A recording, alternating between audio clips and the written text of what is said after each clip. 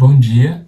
Nesse vídeo eu vou falar sobre as experiências do mês de junho, que foi um mês bem produtivo. Parece que esse mês teve 80 dias, eu fiz bastante coisa e eu queria compartilhar algumas dessas coisas nesse vídeo, mas também quero que seja um vídeo um pouco mais curtinho, porque os últimos vídeos demorou muito, então quero fazer um pouco mais sucinto. A primeira coisa que eu queria falar é que, como no mês de abril eu fiz uma foto por dia, nesse mês de junho eu fiz um desenho por dia e foi uma experiência bem legal de registro.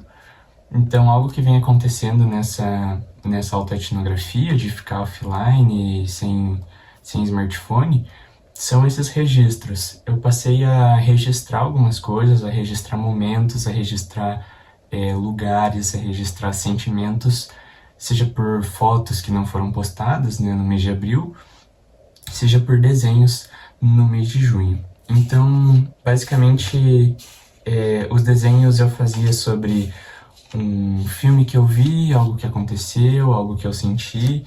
Então, eu vi o filme do Bob Marley pela segunda vez, e aí eu desenhei. Enfim, tem vários desenhos de coisas que só aconteceram, coisas que... Uma vez que eu cozinhei tomate com banana, aí eu fiz o desenho. Ficou assim, bem razoável, mas até que ficou bom essa receita. Não indicaria vocês fazerem, mas ficou bom. Esse aqui, que foi um desenho bem abstrato. E esses desenhos, eles trouxeram pra mim... Antes vou mostrar esse daqui. Esses desenhos, eles trouxeram pra mim uma clareza, assim, do que acontecia no meu dia, o que era mais importante pra mim. E isso é muito bom, porque quando você tá com um smartphone, às vezes você só registra aquilo que é mais bonito pra você durante o dia, pra você postar, ou aquilo que mais te tocou. E quando você faz isso, eu sempre fazia no final do dia, eu meio que fazia uma retrospectiva, assim, do que passou naquele dia, do que foi importante, se a minha roupa naquele dia me agradou, eu desenhava as peças de roupa que eu mais gostava, se aconteceu alguma coisa específica, eu tentava desenhar aquilo, se era um sentimento, eu tentava desenhar esse sentimento, mesmo que de maneira abstrata.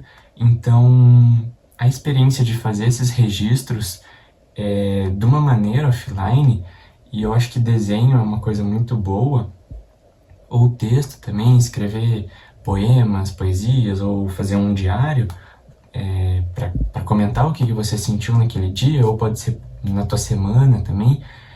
É uma experiência muito boa, é uma experiência que te conecta mais com você mesmo. Você não posta algo que te deixou feliz, algo que te agradou, esperando uma troca do outro, tipo, nossa, que legal que aconteceu isso. Isso é bom, mas de certa maneira tem um afastamento do que realmente você está sentindo, porque você está registrando para o outro, você está registrando para as outras pessoas. E quando você faz isso de uma maneira offline, em geral você acaba não mostrando para 100, 200, 300, não sei quão famoso você é no Instagram, 1000 pessoas no story.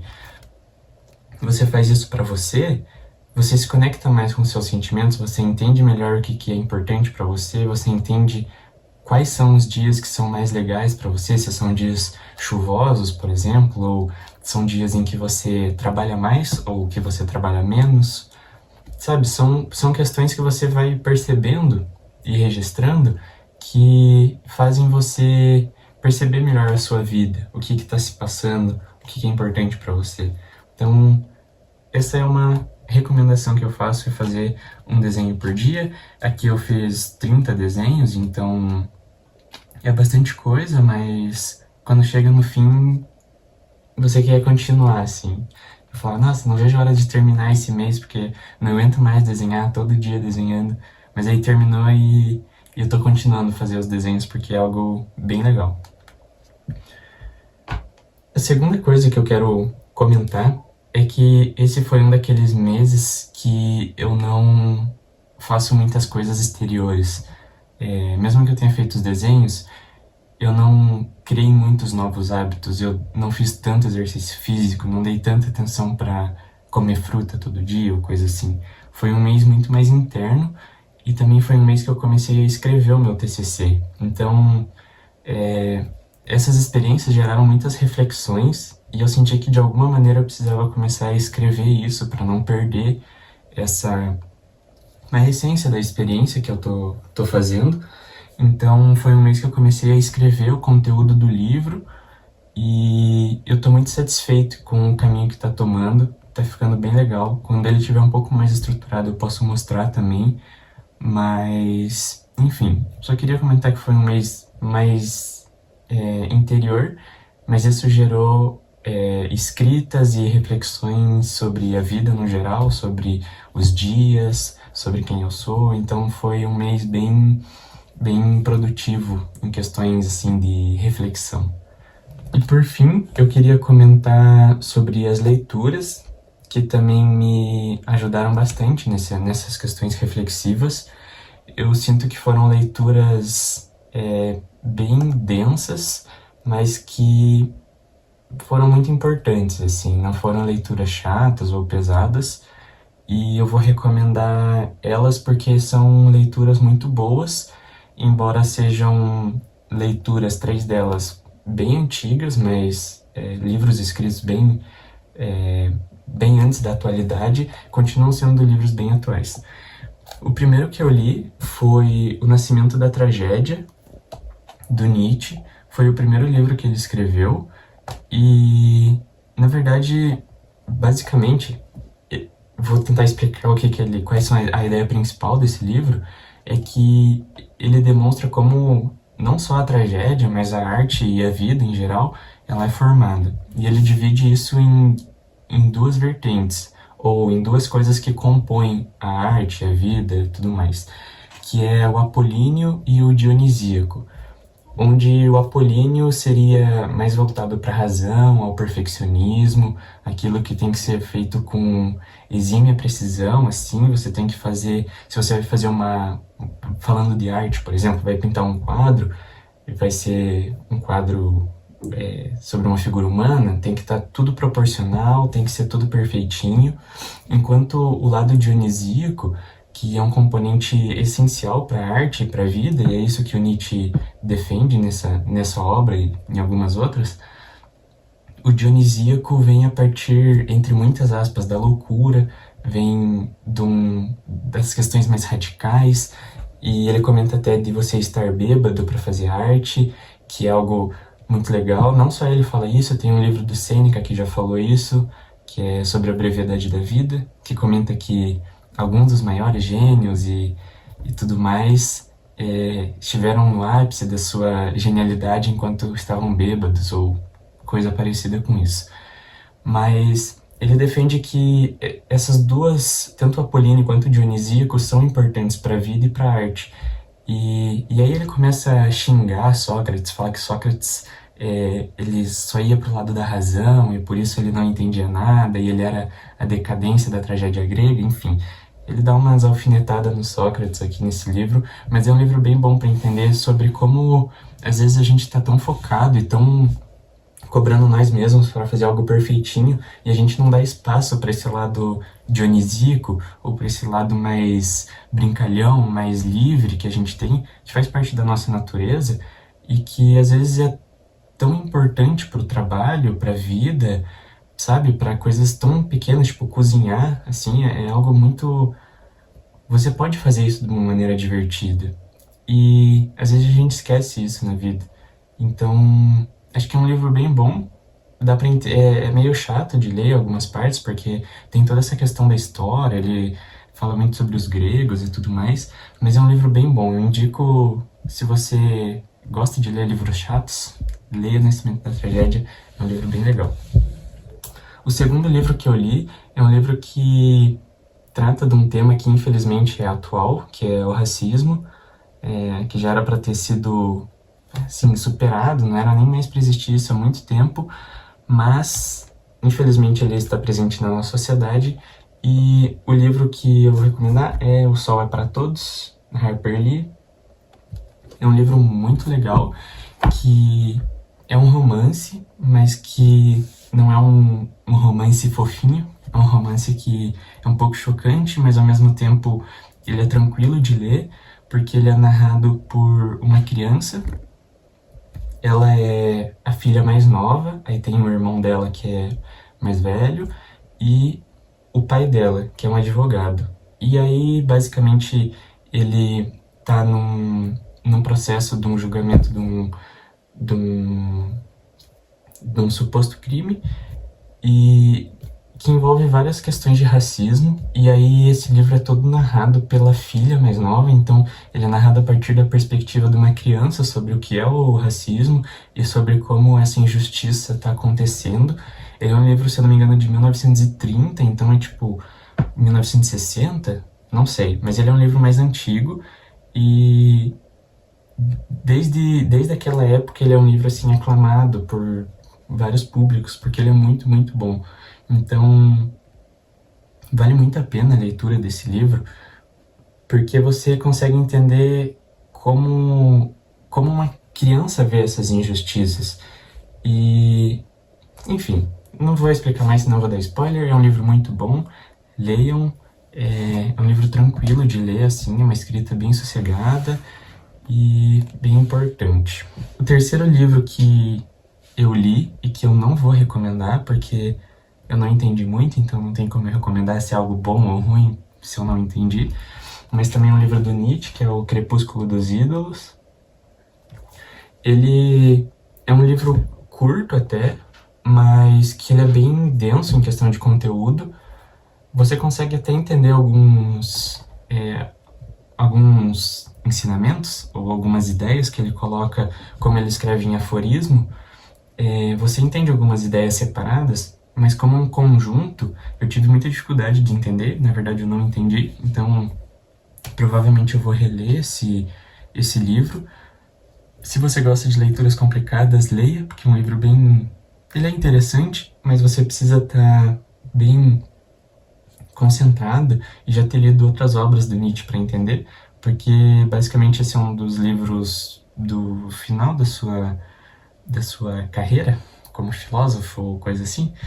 E então ele tem várias ideias e vários conceitos que ele já abordou antes, então ele diminui esses conceitos a tipo uma palavra, assim. Então, para você entender talvez um aforismo, você tem que ler algumas obras dele antes para conseguir captar o que ele está querendo falar, mas é um livro bem bom. Ele tem algumas questões pontuais aqui que são bem interessantes, mas acho que como um todo eu teria que reler para entender o que ele quer falar, assim, a ideia geral da obra. Mas é uma obra, é legal, eu gosto, eu gostei da leitura. Não foi uma leitura pesada, foi uma leitura mais divertida. E por fim, que foi um livro que eu li, que eu comecei a ler em junho, mas que eu terminei agora no início de julho, mas eu vou indicar da mesma maneira, que é um livro da Bell Hooks, Tudo Sobre Amor, que é um livro maravilhoso, é um livro que te abraça, assim. Ele também parece que é grande, que é médio, mas ele é bem sossegado de ler. Eu li ele em uma semana, assim, lendo um capítulo por dia, 2 capítulos por dia, que é algo bem sossegado para entender as ideias. Ela escreve, né, de um jeito que parece que ela tá realmente conversando com você, e ela explica basicamente tudo sobre o amor. E é um livro bem bom, acho que é um livro que todo mundo tinha que ler hoje em dia, porque as pessoas acham que isso é o que ela coloca como uma maneira geral. As pessoas acham que o amor é um sentimento, assim, que você tá... É como se fosse a tristeza. Aconteceu alguma coisa, você se sentiu triste. Ah, aconteceu alguma coisa, você sentiu amor. Mas não é bem isso que ela defende, e ela começa falando como o amor, na verdade, é uma ação. Você escolhe amar, você escolhe fazer as coisas por amor. E ela escreve como esse simples ato de você querer amar, ou que você entender o amor e praticar ele no dia a dia, não só o amor romântico ou o amor familiar, mas o amor entre as amizades ou também o amor com pessoas desconhecidas, ou até mesmo o amor próprio, o amor espiritual. Você tem vários amores, né? E ela escreve que isso é uma escolha e que não é tão fácil você... Porque nem sempre o amor vai ser algo super positivo. Às vezes é uma ação que ela é difícil de ser feita, mas que é uma escolha que vale a pena e que é o caminho para que todo mundo fique bem. Basicamente é isso, não tem muito mais o que eu falar, acho que vocês têm que ler para entender. Cada capítulo ela fala sobre um tipo de amor, então tem o capítulo do amor próprio, o amor como perdão, o amor espiritual, e é bem legal as ideias que ela traz, porque não é nem um pouco agressivo. Às vezes você vai falar sobre algo que é sensível e você se sente atacado pelo livro, ou se você vê um vídeo, né, atacado pela pessoa que está falando, e ela fala de uma maneira bem leve, assim, mesmo que ela fale basicamente que a gente não sabe amar, mas não de uma maneira geral, mas ela fala que a gente, né, tem que aprender a fazer isso de uma maneira saudável e boa, socialmente falando. É muito bom esse livro, ela não ataca ninguém, ela não aponta o dedo para ninguém. É muito bom, a Bell Hooks ela é uma escritora sensacional, assim. Esse foi o primeiro livro que eu li dela, mas sem ler os outros eu já posso indicar todas as obras dela, porque eu sei que, pelo que as pessoas comentam e tudo mais, são obras muito boas. Então, se algum desses livros vocês se sentiram assim, vontade de ler, leiam, porque são livros que valem muito a pena. Se vocês quiserem ler todos também, leiam todos, porque são livros que valem muito a pena. E no mês de agora, no mês de julho, eu tô um pouco mais focado em romances. Eu passei por um período de filosofia, agora eu vou ler um pouco mais romances. Então, eu comprei o livro da Virginia Woolf, que é Mr. Dalloway. Eu vou ler esse agora. Depois tem o livro da Han Kang, o novo livro, que eu não sei o nome, eu só comprei e falei, é novo, ela é uma escritora muito boa, daí que eu vou ler. E eu não sei nem o título do livro, eu só comprei. E, enfim, vou ler mais uns romances, depois eu volto para filosofia, e eu vou indicando para vocês essas leituras. Mas enfim, esse foi o vídeo de hoje. Eu quis fazer um vídeo um pouco mais sucinto para ver como que fica nesse formato. Eu espero que vocês tenham aproveitado.